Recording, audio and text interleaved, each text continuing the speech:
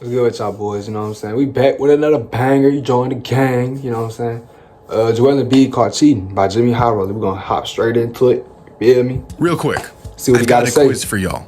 Won't take long, just Quiz 3 questions. time. NBA knowledge right here. First question. Is this a foul? I've been saying this. Maybe you watch the reactions. I've been saying that's not no foul. I've been saying that shit no, for everybody. you would be correct. Shea be doing the same Good thing job. though. Okay, it's gonna get a bit harder now. Is this a foul? Right. The corner, the ball fake that he's so good at. No, another offensive rebound from Nah, he blocked that shit. And Osman blocked him. It's the superstar calls though, but you can't do shit about them. If you said no, you again are correct. Now, last question, and this will stump even the biggest hoops fans. Is this a foul? Simon. Reese Maxey over to Joel Embid. Hell no, And you got it right. I've been saying this shit though. Because this Bro, is watch the obviously reaction. not It's a gonna foul. pop up right here. At least not to anyone who's played or watched or even been around basketball at any capacity in their life. And yet Joel Embid continues to feast off of these phantom calls night after night. How is he doing this? Has he performed witchcraft on these refs? Does Embiid have dirt on Adam Silver?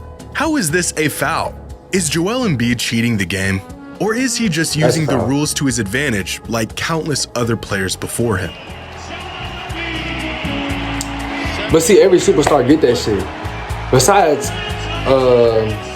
Zion don't be getting that shit. Today's Zion video like is sponsored by game, Factor bro. Like free 75. throws. Factor is a Shea be getting gourmet that shit meal kit bad, service though. that makes We ain't come here for this shit. Alright.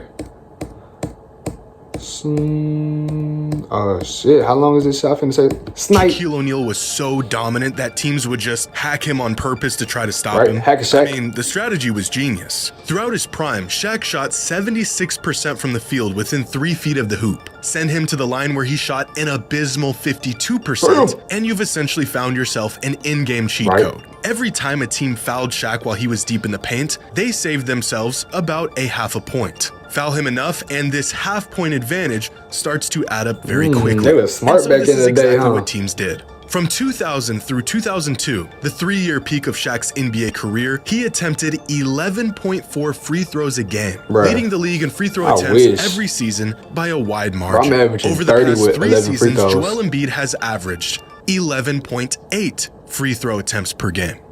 Let me say that again. Shaquille O'Neal lived in the paint and was getting sent to the line on purpose so much that the act of fouling him literally has its own name. And Joel Embid somehow shoots more free throws than he did. That's a shame, bro. Ladies and gentlemen, this shouldn't be possible.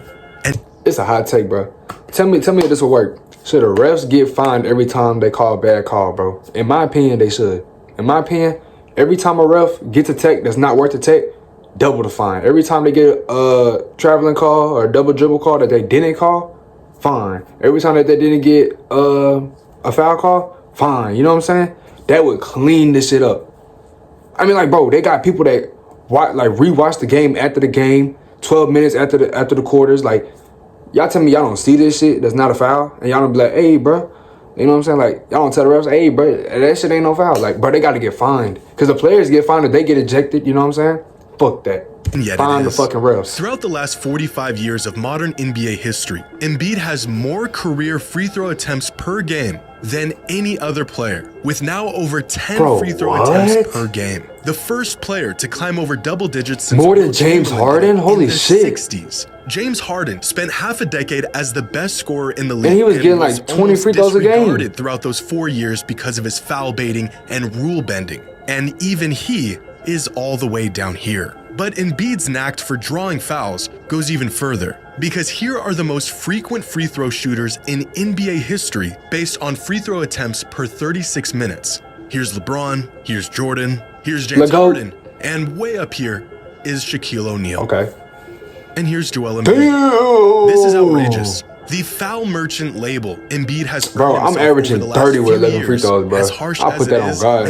Half of them gonna be and ones anyway. This season, Embiid has been on a tear, averaging the second most points per game in a season in modern NBA history. 36. When the fuck is he averaging that? Back-to-back MVPs. He ain't winning that shit. It's been a historic season for the big man so far. His team is winning. He's putting up big numbers and historic performances. We should be celebrating Embiid right now, but we're not. The NBA community has collectively turned its back on Joel and rebuked his achievements this season because the man is cheating.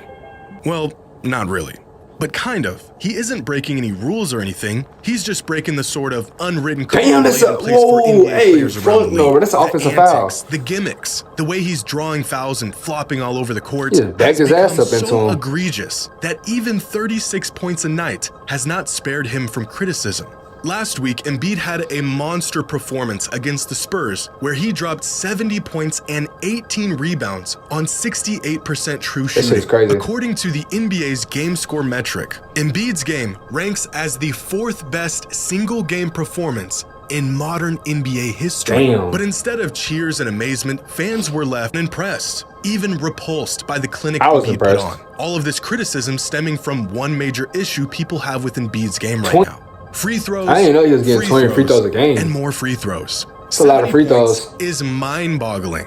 But if 30% of those points come from the line, and how you got to the line was suspect in the first place, does this performance still have any merit? Shit, no, or is it just one big display of how a player has mastered the loopholes and gimmicks of the game we love?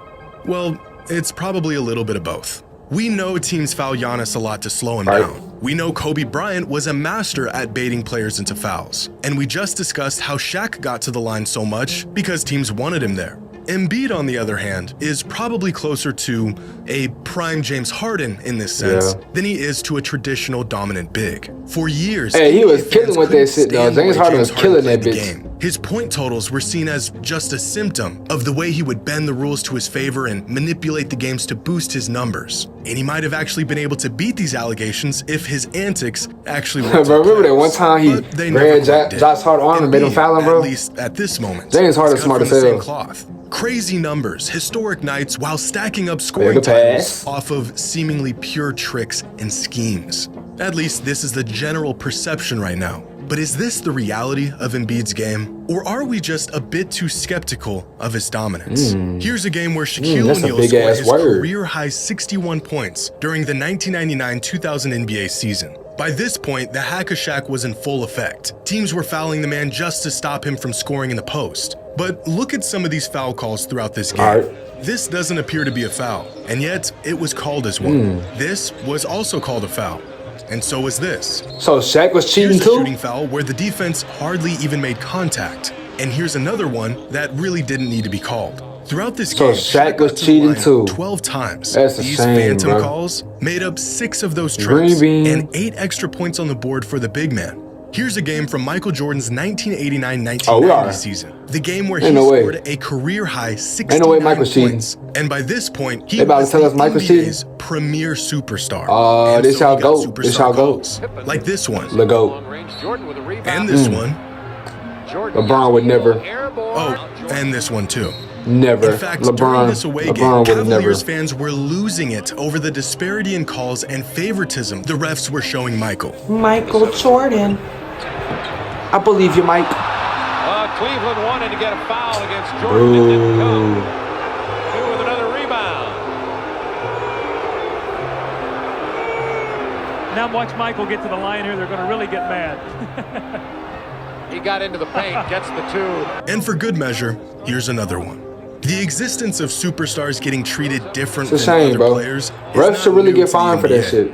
And I show you all of this to say that not only is Joel Embiid not the first player to use the rules to his advantage, but he's also not the first player to receive favorable superstar treatment. A few years ago, Peter Lee, a data analyst and NBA fan, wrote a great piece about the idea of superstar calls and the validity of their existence. Within his research, Peter collected all of the last 2-minute data from the NBA dating from 2015 to 2019 and put each type of foul within these reports into different categories. Incorrect calls, or calls made when there wasn't actually a foul, and incorrect no calls, which is when a player got fouled but no call was made. He then gave an advantage rate and a disadvantage rate by comparing the rates at which players received correct calls or incorrect calls, and if the call was in their favor or not. He then categorized every player in the league based on merit into 3 tiers: superstars, stars, and non-stars. Now, what makes this research next level is that last 2-minute data is the most objective method to review officiating in the NBA. Since its introduction in 2015, last 2-minute data documents every call made within the last 2 minutes of. That's what I'm saying, bro. They be doing this on the NBA teams and they don't get called for fouls.